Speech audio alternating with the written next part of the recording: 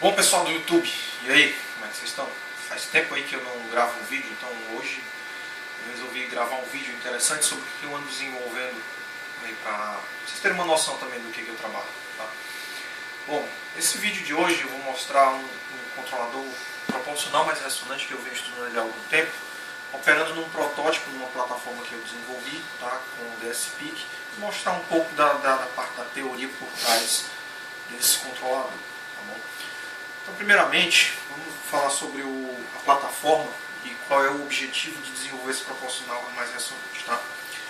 Bom, a plataforma que a gente vai estar lidando, certo? Vocês observem aí, é basicamente composto por um inversor ponte completo, tá?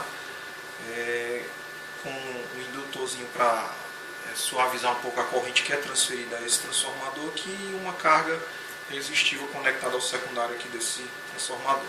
Okay? O controle desse inversor ele provém todo do DSPIC 33, tá?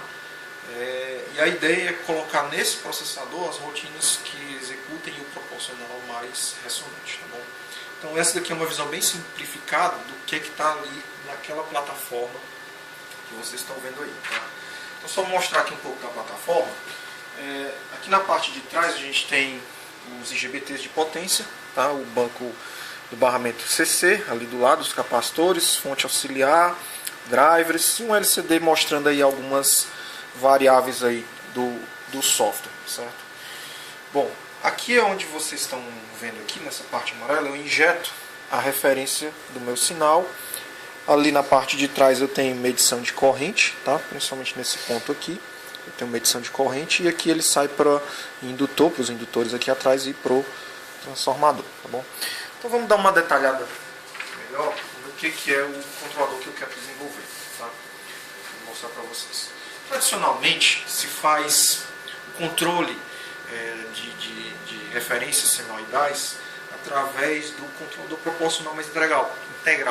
Por ser um controlador bem simples, rápido de desenvolver, fácil de parametrizar, tá? Então essa daqui geralmente é a estrutura tradicional para controle de corrente, tá? Só que ela não é muito efetiva, não é muito boa, tá? Ela gera atraso de fase, não regula corretamente a amplitude do sinal de referência, ou seja, causa alguns problemas sérios, principalmente para inversores conectados à rede, para UPS, tá? Então é nisso que entra o proporcional mais ressonante. Ele tem algumas vantagens, como eu já disse, ele melhora essas características do proporcional mais integrado. Então o diagrama básico do controlador que está implementado naquela plataforma é esse daqui, tá? Em que você tem a referência sinoidal vindo de um gerador de funções. Essa referência é comparada com a realimentação vindo da leitura da corrente, do sensor de corrente, e o erro passa pelo proporcional mais ressonante. A saída desse controlador vai para o modulador que vai acionar o bloco de potência e a carga e aí volta a fechar a malha. Tá bom? Vamos dar uma detalhada melhor no que é esse controlador proporcional mais ressonante. Tá? Bom, a estrutura do domínio contínuo desse controlador é vista por essa primeira função de transferência aqui.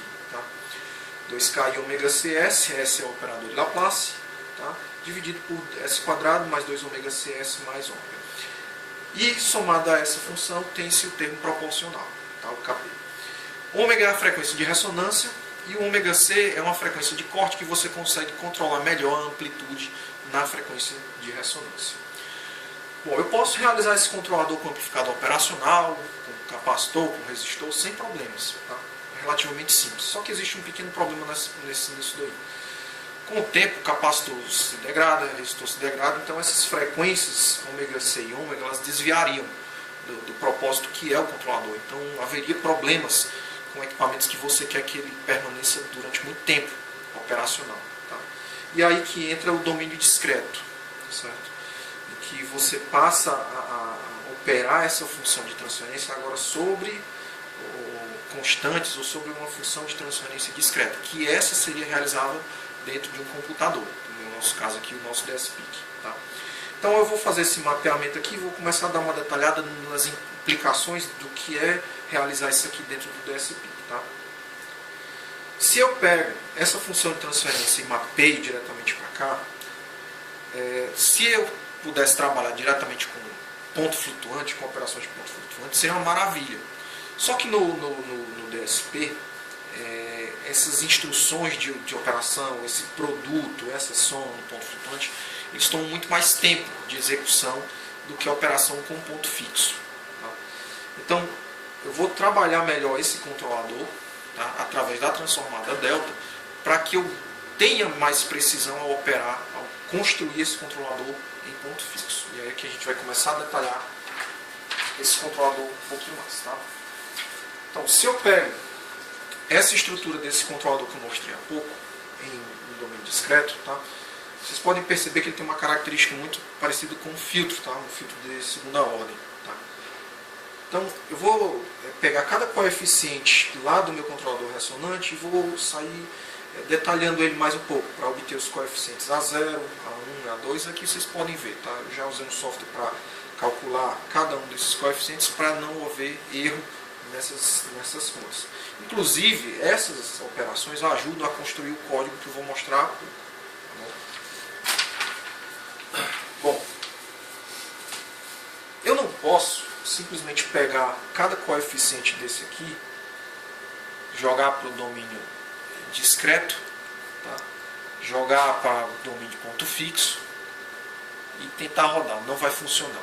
Certo? Eu tenho que fazer uma análise bastante cautelosa de como cada coeficiente desse aqui possui precisão ou não para realizar corretamente esse controlador. Então o que eu fiz? Eu resolvi empregar não mais no domínio discreto Z, mas sim no domínio discreto delta, para aumentar ainda mais a minha precisão numérica. Tá? Então quando eu pego a minha função de transferência do meu controlador ressonante e passo a operá-lo sobre a transformada delta, eu vou ter que recalcular esses coeficientes beta, beta 1, beta 2, alfa 1 e alfa 2, e vou ter que dar uma detalhada melhor nessa transformada delta aqui. Tá? O que o operador delta faz? Ele vai mapear as frequências discretas no domínio Z nas frequências discretas no domínio delta. Tá? Bom, uma forma de você realizar esse operador, tá? Fazer o mapeamento delta para Z, é através, por exemplo, dessa forma causal aqui. Z a menos 1 vezes o delta dividido por 1 menos Z a menos 1. Se eu quisesse observar essa transformada delta com o operador discreto Q, tem aqui a forma dela, e no operador discreto Z está aqui a forma dela também. Do ponto de vista de software, o que vai ser implementado dessa transformada delta, tá? Basicamente é essa estrutura que a gente viu há pouco, tá? Onde eu tenho o meu sinal de entrada, nesse caso é o erro ou a operação que eu quero construir do filtro. O operador delta e a saída. Então a forma realizável desse operador basicamente é o y, ou a saída, vai ser o delta vezes a minha variável anterior, mais a minha saída anterior do operador. Tá? Ou essa estrutura aqui. Então essa estrutura está realizada dentro do código que a gente está rodando aqui. E a versão do proporcional mais ressonante como filtro, tá? É a forma direta transposta 2, em que cada coeficiente daquele beta 0, beta 1, beta 2 foi calculado de maneira apropriada e operado dentro do software como se fosse esse filtrozinho aqui, tá? com a soma de cada um dos seus termos, dando como resultado o sinal que vai para o modulador do inversor. Um exemplo aqui da aplicação da transformada do delta no controlador proporcional mais ressonante. A gente tem essas características aqui desse controlador, KI100, KP10, ômega C2 e ômega 60 Hz. Dá uma função de transferência no domínio discreto Z com essa natureza aqui, que vocês podem observar, já calculei, já coloquei os valores. Aplicando a transformada delta, tá? Eu passo a ter esse outro controlador, tá? Com o delta sendo 1 sobre 32, e realizando o que vai ser executado mesmo no código seria esse controlador aqui, onde tem os termos beta 0, beta 1, beta 2, alfa 1 e alfa 2. Okay?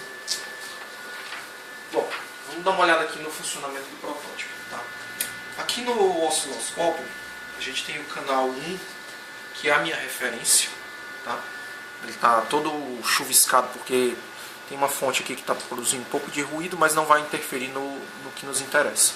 E no canal 4 de verde, a gente vai ter a corrente que vai estar saindo do inversor. Tá? Aqui a gente tem a fonte do barramento CC e aqui o nosso gerador de função, que vai nos dar as referências. Tá? Então eu vou aumentar aqui a tensão CC. Vou chegar aqui próximo de 60 e poucos volts. Tá? E ali você já começa a observar um pouco da saída, né? Está querendo ficar senoidal com alguma ruideira ali, mas a corrente aí é pouca. Eu vou começar a aumentar aqui a referência para vocês observarem aí ele começando a funcionar. Tá? Então, como eu havia dito, a vantagem desse controlador sobre o proporcional mais integral, tá, vai advir principalmente do erro entre a fase, tá, da referência, que é o amarelo, tá? Ou seja, não existe erro entre o 0 grau do amarelo e o 0 grau aqui do verde. Tá? Vocês observarem aqui, um está praticamente em cima do outro, certo? Uma outra coisa importante é a questão do rastreamento, tá, certo? Que esse controlador ele possui. Como aqui não está em escala, eu não coloquei os dois em escala, tá? O que vai nos ser um indicativo de que o verde está se rastreando o amarelo vai ser essa diferença dessa amplitude aqui. Tá? Então vou variar aqui a amplitude, vou subir. Vocês observem que essa diferença aqui é praticamente constante, tá? Ao longo de toda a variação de amplitude. Então isso é um grande indicativo que ele está rastreando sem problemas a nossa referência senoidal. Tá? Deixa eu só fazer aqui deixa assim mesmo.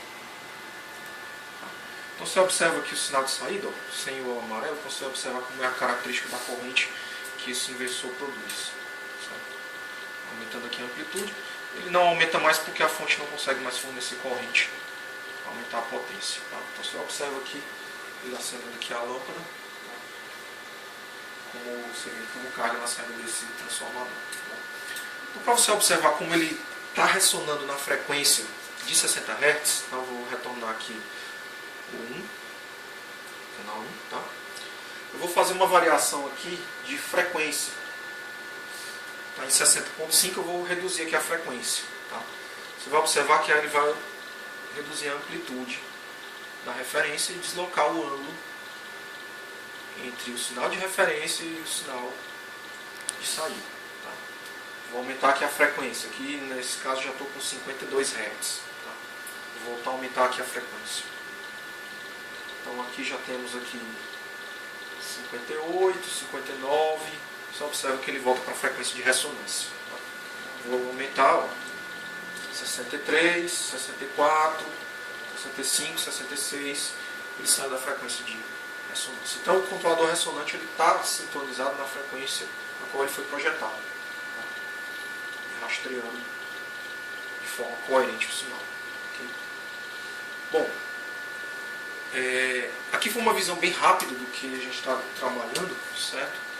E para quem tiver mais curiosidade, para estudar um pouco mais esse assunto, eu recomendo o livro do Astron, tá? Computer Controlled Systems, certo? Que ele tem uma seção em que ele trata sobre a transformada delta, sobre essa parte de discretização, que são exatamente os sistemas controlados por computador. E essa parte do ressonante eu lido muito com os papers do IEEE, o I3E, que lá ele tem bastante material. Okay? Bom, moçada, espero que tenham gostado aí do vídeo. Bom, até a próxima. Muito obrigado.